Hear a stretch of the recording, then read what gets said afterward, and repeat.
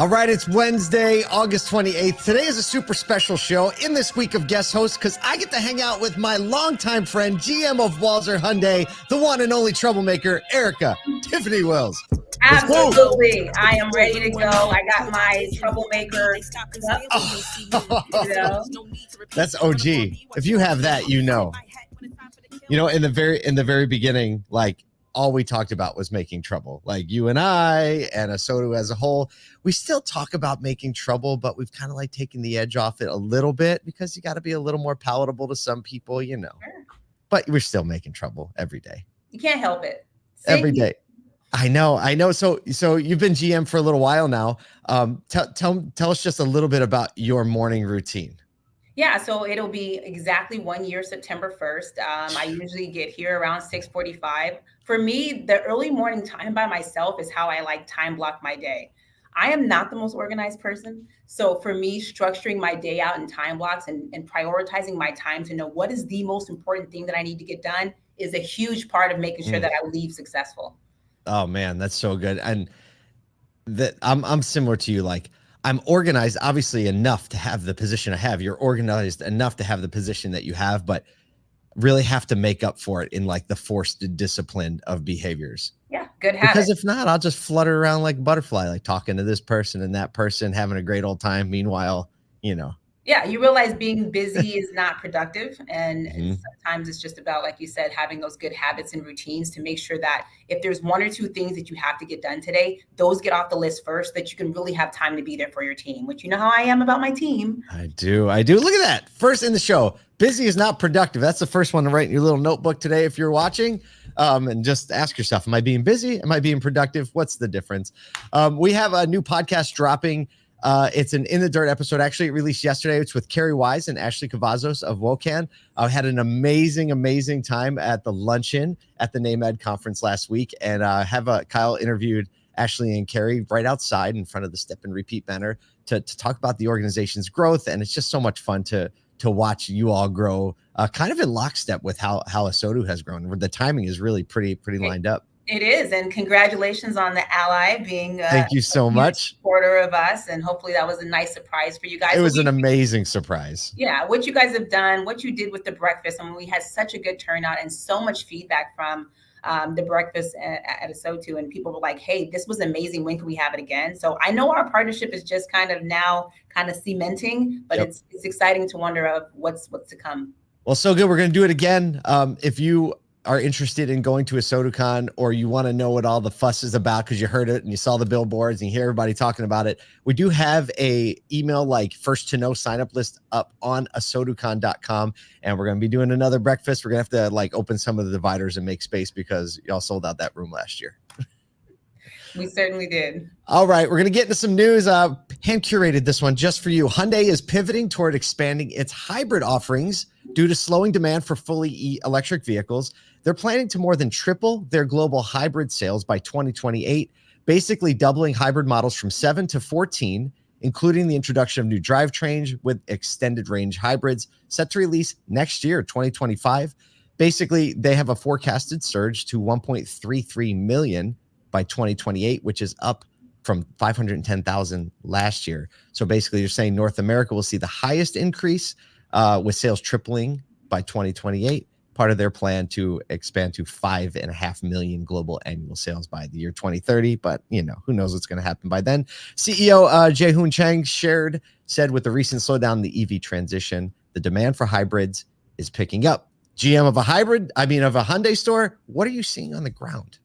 Well, it's interesting because I didn't realize how seasons affect the car business until I got to Minnesota, right? Someplace that has seasons, right? Exactly. Yeah, right. We're just kind of, lineal. But being here and seeing that 6 months out the year we have snow, customers are very particular about making sure that they have vehicles that are going to support where they're at, their lifestyle, and they think about those things, right?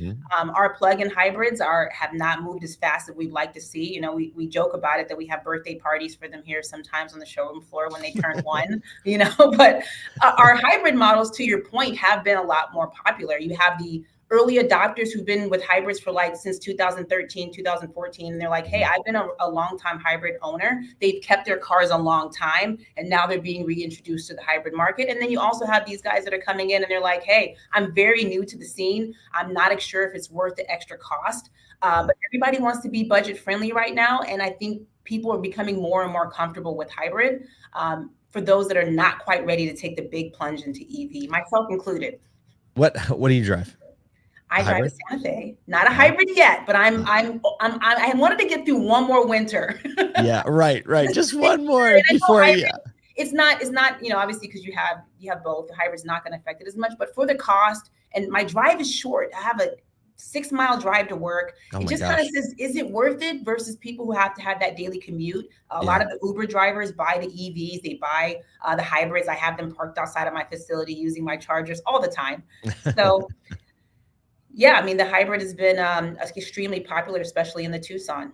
We covered a story, I think it was yesterday or Monday, about the like plug-in hybrid technology being kind of the next baby step toward full electrification. However, the cost of a plug-in hybrid is still a big barrier, like seeing those $3,000-$4,000 more, especially when people are like, I don't know if I'd use it. But you think about someone that has a drive like you have, you would be the perfect candidate for a plug-in hybrid, right? Because you could run on full electric most of the time. But do you want to spend the extra money? Do you really see the fuel savings? Do you want to deal with the complexity, have a home charger installed? It's a hurdle. It's right. So it's like $5,000 to $6,000 more for that. Oh, it's that much more. Oh, and for you have to save. I mean, you can't drive the car enough to save it. Well, and then to your point, it's kind of like, the headache of it. Do I want to install the charger? And then I'm always wondering if next year it's going to be a little bit better in range, right? Like you hate to be the guy that got the car and then you find out it went up. And it went from 40 miles plug-in to 90. Exactly. Right? Exactly. Yeah. That's technology. See, cars are just technology now. Same thing. Oh, man. And technology breaks. Speaking of reliability. Stop. Segue. Time. All right. A little dancing. Got to thank Brian Ortega for making that for us years ago. He won the Segway contest. Toyota and Lexus continue to dominate in reliability, according to Consumer Reports' first survey ranking used vehicles by brand. They always did the new vehicles. Their reputation for dependability is making them top choices for buyers to seek for long-term value in the used market. Survey covered 150,000 vehicles, focusing on issues in 2014 to 2019 model years, with ratings based on 20 trouble areas, including brakes, engines, transmissions. You can imagine. The top 10, Lexus, Toyota, Mazda, Acura, Honda, Buick, surprisingly in there, BMW, that surprised me too, Subaru, Nissan, and Mercedes-Benz. The bottom 5, Ram, Jeep, Tesla, Dodge, and Chrysler. According to a June survey by Consumer Reports, 40% of Americans in the market for a vehicle in the past year considered only used cars. Yeah, I would say definitely we've seen that trend, and it's all about budget. There's customers that are coming in, they just want to be a lot more budget conscious. They're very sensitive about depreciation. Either they were the ones that bought the cars during COVID. Oh yeah, once bitten. Or yeah, they heard about the people who bought the cars during COVID and are not feeling it, right? So, I mean, it's a unique time because you're getting a period where there's so many less vehicles coming off lease. And even for the customers that are coming off lease, they're deciding that I want to buy my car out. I'm seeing a huge surge in customers that are just buying their vehicle, where before that wasn't the case. Because when they look out in the market and see where the used cars are priced and say, why don't I just keep what I have? They have to stay in it. Yeah. And so we're really trying to encourage customers to consider leasing again. And with some of the interest rates kind of starting to creep down, encouraging them that at the lower rate, they still can get very close to a new car payment. Yeah. But people are looking for that budget vehicle, and they're looking for used cars so they can avoid risk. So I spoke with one dealer group, and they were pretty creative in the way they were approaching people who were in that negative equity position. They're basically saying, and they have the advantage, and not everyone has this, but they have the advantage of being able to say, we didn't do that to anybody. Sure. Right? Like, we didn't put 5 or 10 grand on the sticker and then put you in the position. We know you might be in that, and we know you can't get out of the car right now. Let us help you, give you a plan to get out of the car. Like, they were really savvy about it. And I think that's a great place for anyone who did sell sticker throughout that period. And you have people coming in that might be in that spot. If you can't do it right now, what you can do is acquire a customer for 12 months from now. From a reliability standpoint, when people come in, you say they're budget conscious. Are they thinking only monthly payment? Are they thinking total price and monthly payment? How they approach that conversation?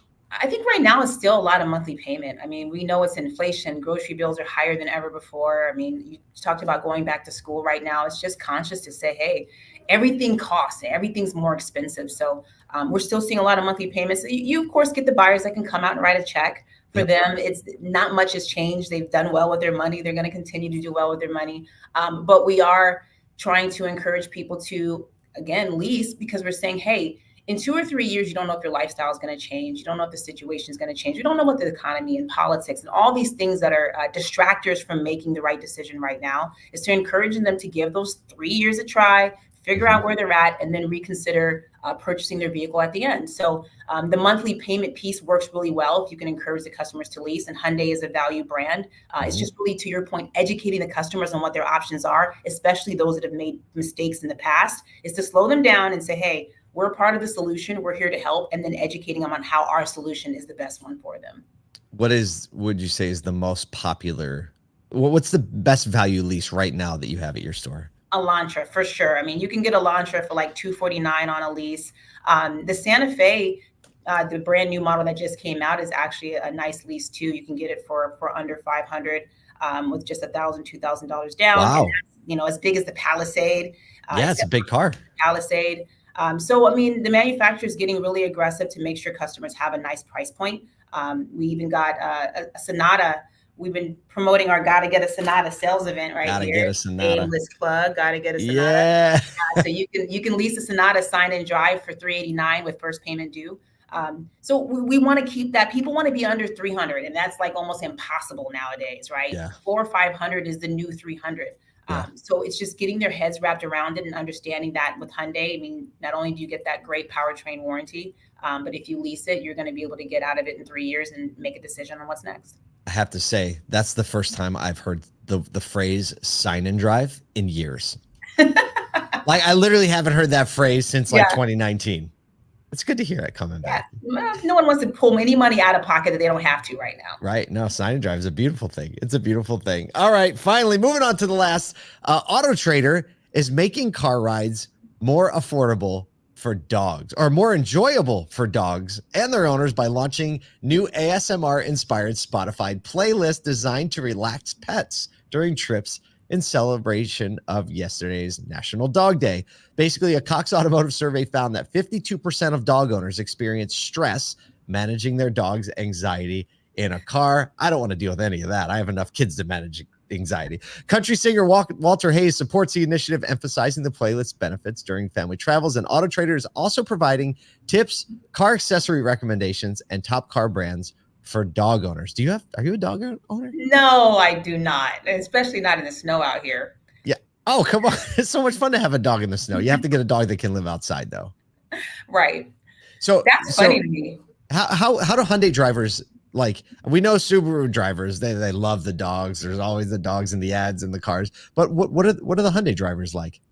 Yeah, I mean, we get a few dogs from time to time. I keep some dog treats at the front desk for those few dog owners, but I wouldn't say we lean heavy towards dogs. Mm-hmm. It's funny though with the playlist, they need to do one for kids, to your point. I mean, you can have something that could put the kids to sleep. I will sign me up.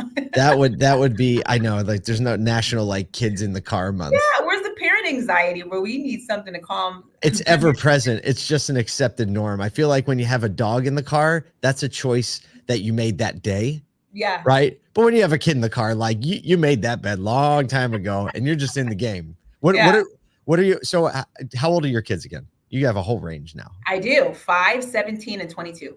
Okay. So let's talk about the 17 and 22-year-old. What did you used to do to manage them in the car? Well, because they kind of grew up in an era there weren't iPads like when they were under 10. None of that. iPads. You got to remember the old school games we played, like Punch Buggy. Yep. Or I Spy. Right? I Spy, right? The alphabet game. Yeah, there you go. Another one just called Looking Out the Window. How about the quiet game? Let's see how long you can be quiet in the car. The quiet game needs a comeback. The quiet game, we're gonna play the quiet. Who can be quiet for? And you always have the one kid that's like, I news. You know, Yeah. that ruins it for everybody. How about your young one? What are you managing in the car these days?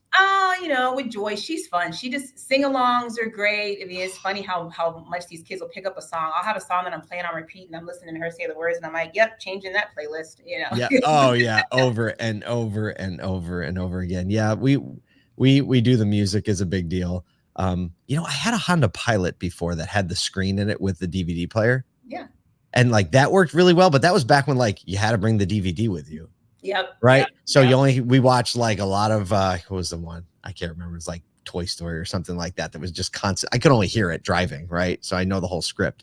But these days, I don't know. Screens in cars just don't seem to they haven't figured out how to get it from the phone to the screen easily. No, they have not. And the technology is not seamless. And then you got to download more subscriptions, and customers It's the worst. A bit frustrating. I don't understand. What's so you hard should be about able it? to just like project it like you do with your, you can do that at home. Send it to the screens, right? I don't know. Figure out OEMs. You don't have anything else to worry about these days. Erikka, thank you so much for joining us today. Always great to have you. Best of luck getting actual things done today. Thank you so much. All right, we're out of here. Got work to do. Keep